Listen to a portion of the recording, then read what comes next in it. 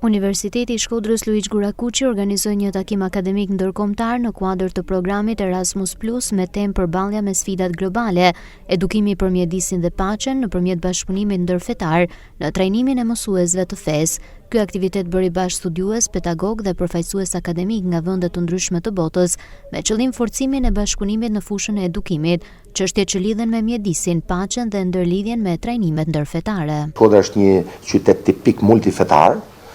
Kështu që çështjet që lidhen me ruajtjen e natyrës, pra çështjet që lidhen me trajnimin e mësuesve në mësuesve që vinë kryesisht nga shkollat fetare, por që nga shkollat që përfaqësojnë qytet apo vende që promovojnë dialogun ndërfetar. Në panelin e diskutimit në drejtimin e lektorit Ervis Krymbi u mbaj një ligjëratë me temë burimet ujore të rajonit të Shkodrës dhe sfidat përballë ndryshimeve klimatike dhe rezervave natyrore. Kam mbledhur një grup universitetesh. Është një shkëmbim eksperiencë mjaft i rëndësishëm që nuk bën gjë tjetër vetëm se ndihmon gjithnjë më tepër, domethënë që të jepin rekomandimet të duhura që të parandalohen gjithnjë më tepër, domethënë rreziqet natyrore dhe të ndërhyjet dashje pa dashje dhe të jemi të kujdesshëm pikërisht me këto ndryshime klimatike që i shohim ditaditë. Takimi u mbështet nga Bashkimi Evropian dhe synon të krijojë ura bashkëpunimi përballë sfidave globale përmes një qasje ndërdisiplinare dhe ndërfetare.